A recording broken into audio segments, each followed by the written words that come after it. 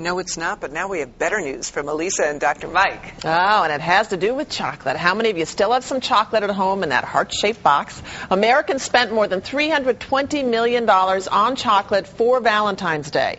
And boy, do we love it. But does it love us? Joining me now is our health and fitness consultant, Dr. Mike Ormsby, to talk about the benefits of chocolate. Thank you for joining us. Thanks for having me again. So is it good for us? Well, we can't think of it as the best thing to take in to cure diabetes or cardiovascular disease or any of these big problems, because the media does tout it up like that as something that will just take care of all these different issues. But there is some promise to it being a good and useful supplement to a good, healthy diet. So there is some research on the chocolate itself? Certainly, yes. There is some prestigious journals. The Journal of American Medical Association, American Journal of Clinical Nutrition, among others, have published data looking at chocolate and its benefits, particularly dark chocolate, not white chocolate. And there's a big difference between the two, dark, white, or even milk chocolate. So we're talking about dark chocolate, and this research is showing a number of really interesting findings. Increased blood flow. All right, that is really important for people who have different cerebral vascular issues or blood flow problems or diabetes or just any of these small microvascular issues. We're also seeing an increase in good cholesterol, HDL, a decrease in bad cholesterol, LDL, and a decrease in overall body inflammation, which is something that's measured by CRP if you go to your physician and ask for an inflammation measure. So these are all some really good benefits. On top of that, we're seeing mood increases, of course, with the chocolate intake.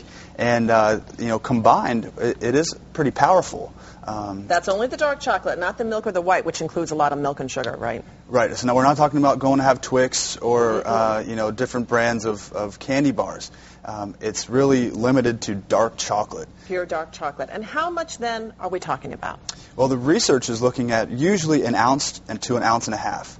A day. A day, right. And so in as short as 7 days, some of these researchers are indicating having an ounce a day for 7 days is having some of those benefits.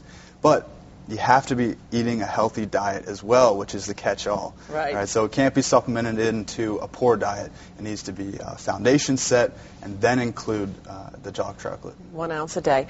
What kinds in particular? Is there a particular brand or kind? Not a particular brand, but something you want to look at is the percent of cocoa or cacao, however you pronounce it, in the product. And you want to have it at least 70% of the product being this cocoa or cacao.